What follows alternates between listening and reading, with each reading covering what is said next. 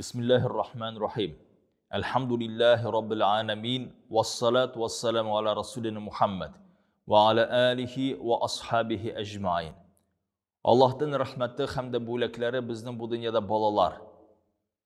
Sabi vaktinde ulşkul hatlik hoş isli, jılmayuşan. Lakin de bala usuğu bilen bizge siyinişinin tugil meşakkatinde üstürge mümkün. Nişik biz dua qılabız, ya Allah, biz özümüzün balalarımızga tevfik iman tileybiz deyip. Hem de nihatlik cemaat, niğmette bulup tura şul ata-analar, qoysiları özünün balası için dua kıldılar, alar belekey vakitta. Hem de balası üstüne lağnat bilen dua kılmıyorlar, alar qartaygan vakitta. Ni sebepten? Çünkü dürüst terbiye bergenler. Allah subhanahu wa ta'ala Kur'an-ı Kerim'de de bizden kisatı beyte istağuzu billah. Ya eyyühellezine amenu ku enfusekum ve ahlikum nara ve kuduhan nas vel hicatu aleyha. Ya iman getirgen mümin Müslümanlar. Özünüzni, ailegiz, tuğanlarınızı Allah'ın aşığı uttan cehennemden saklağız.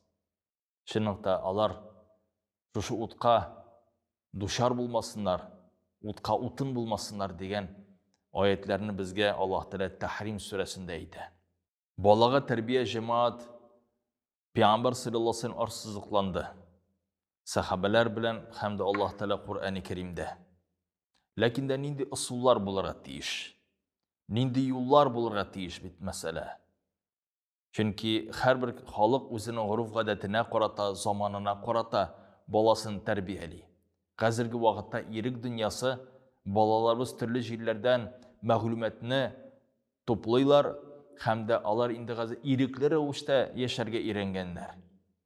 Hem de kübrek özümüzün balalarımız bilen üstten asqa qarab tugil, ayında dostlaşa muamele kılabız.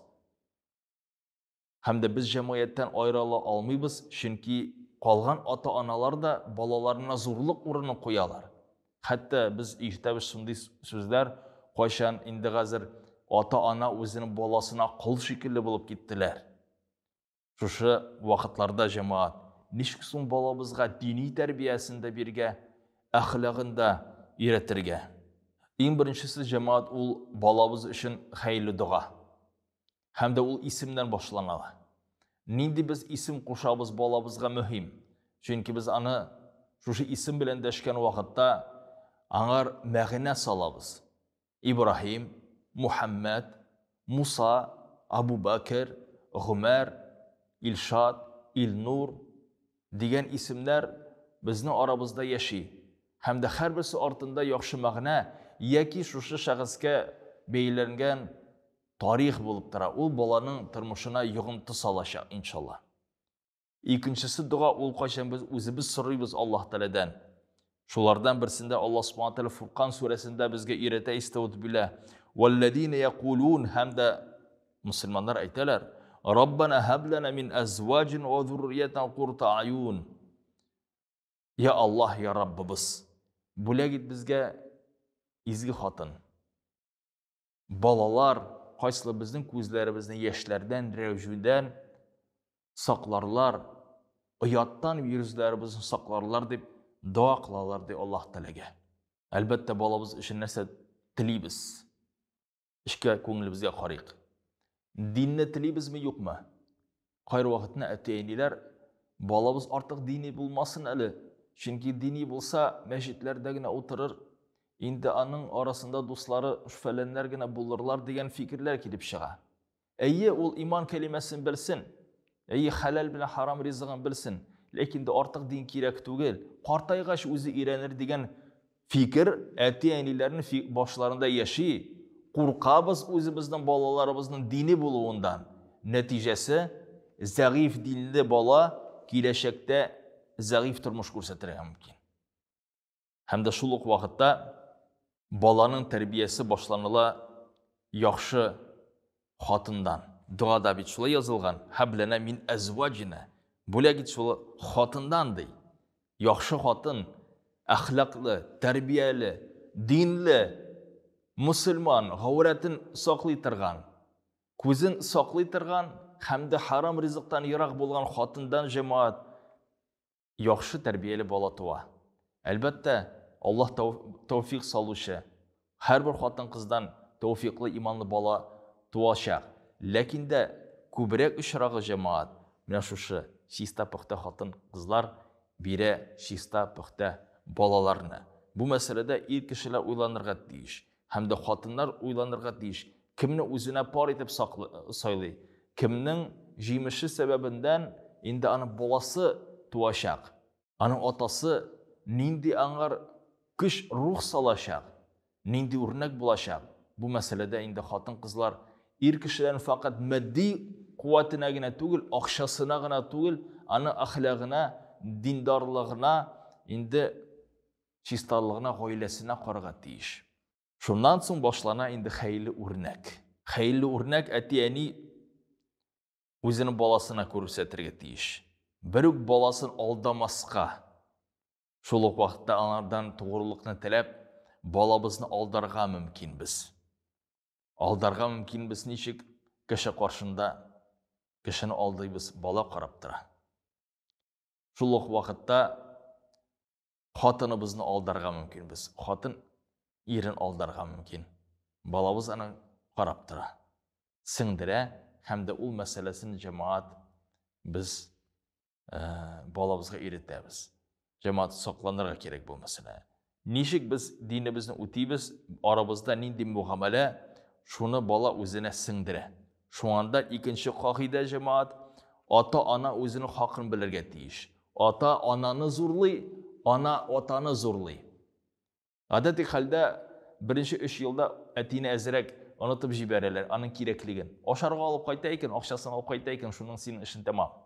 Тәрбия ягында аның кирәклеге юк шикелле. Югыйсә безнең татар халкының шунда әйтеме бар, бала итәктә булган вакытта сидертә, төшкәч кидертә башлый. Менә шушы кидертә башлаган вакытта инде кайчан бала үзенең анасы белән 4 яшьтә, 5 яшьтә сугыша, тарткалаша, акыра анысына кем кирәк? Ата кирәк. Шушы әтинең өйдә булуына, әтинең бармак селтәвеннән бала әзрәк шүрләргә тиеш. Аның мөһимлеген, аның зурлыгын, әһмиятен, атаның сүзен, шәхсиятен кем өйрәтә? Әти үзенең көче белән өйрәтүче түгел бит, баланы кыйнап.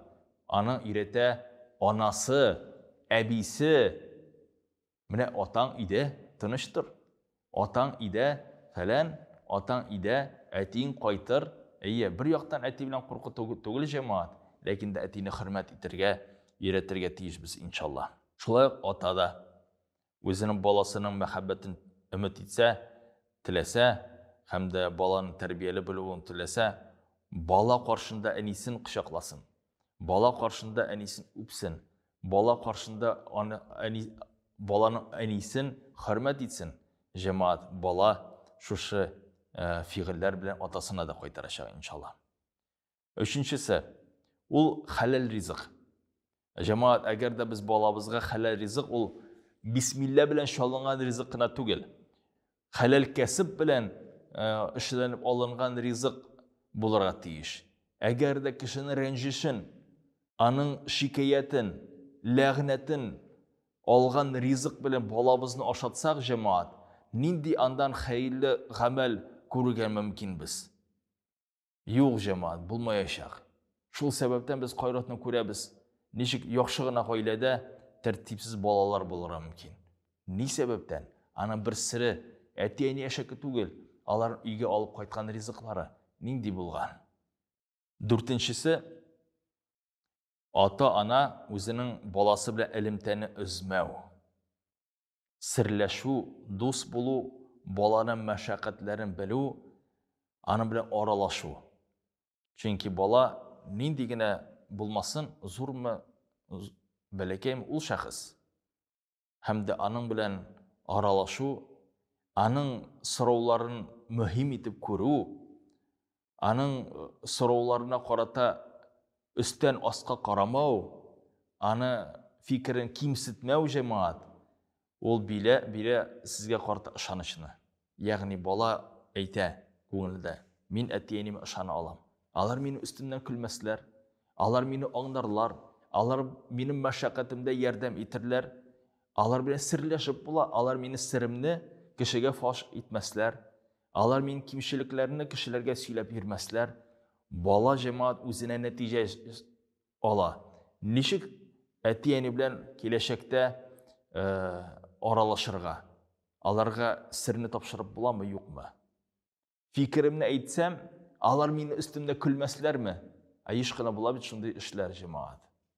Шуңарда һичшиксез без балабызда шәхесне күрергә тиешбез, иншалла. Мәрхәмәтлек. Мәрхәмәтлек турында тәрбия ягындан нинди генә эш булмасын. Җитәкчеме син, ата-анамы син? Мәрхәмәтлек. Пәйгамбәр саллаллаһу алейһи ва саллям үзенең хадисендә әйткән: «Инналлаһ юхиббур рифq фи кулли амр кулли». Чынлыкта Аллаһ Тәала ярата барча эшләрдә рифq, мәрхәмәтлек, йомшаклыкны. Әлбәттә, таләпчәнлек булырга тиеш. Ләкин дә шушы таләпчәнлекне үтәгән вакытта мәрхәмәтлек белән ул булсын. Каһар белән түгел, кимсетү белән, өстеннән көлү белән, мыскыллау белән булырга тиеш түгел, аңлау булырга тиеш. Шул сәбәптән дә тагын да чыга бер кагыйдә: нинди булса бер эшләребезне без кушсак балабызга, өйдә кагыйдәләрне урнаштырсак, шушы кагыйдәләр алар үтәлергә тиеш, һәм дә балабыздан без аны таләп итәргә тиешбез. Әгәр дә әйттек икән, сәгать 9-да кичке белән йокларга ятырга кирәк, шул вакытны, ягъни балабыздан таләп итәргә кирәк. 9-да инде ул йокларга ятсын. Әгәр дә без балабызга әйтәбез икән, балам, кибеттән киттек дип, шул вакытны без аны алып китәргә тиешбез. Йомшаклык белән. Гадәти хәлдә без ничек бит әйтәбез? Мин киттем, һәм дә китмибез. Бала күз атып куя, әни бару басып тора, киттем дип әйтсә дә. Җәмәгать, әлбәттә үзебез нинди генә таләпләр куймасак та, аңар карата инде үтәвен шулай таләп итәргә тиешбез, иншаллаһу тәала. Кадерле җәмәгать, мөэмин мөселманнар. Без яшибез шул җәмгыятьтә, кайсында бар динне үтәүчеләр, динне үтәүче мөселманнар. Һәм дә динне үтәмәүче мөселманнар. Кайсылары мөселман, Аллаһка ышана, ләкин дә намазсыз яши, уразасыз яши. Бар шул кешеләр кайсылары икенче диндә булып тора. Һәм дә гомумән динсез яшәгән кешеләр дә бар. Шушы әйтерлек күп кырлы җәмгыятьтә яшәгән вакытта үзебезнең динебезне дә саклап калырга кирәк. Гырыф-гадәтләребезне дә, телебезне дә саклап калырга кирәк. Әлбәттә, бу мәсьәләдә җәмәгать безгә ярдәм итә. Фақат әти-әни генә түгел, әби бабай да, мәчеттәге булган мулла да, мәдрәсәдә булган мугаллим дә. Бөтенесе белән кулланырга кирәк, балабызның тормышы бәхетле булуын теләсәк. Ассаламу алейкум ва рахматуллахи ва баракатух.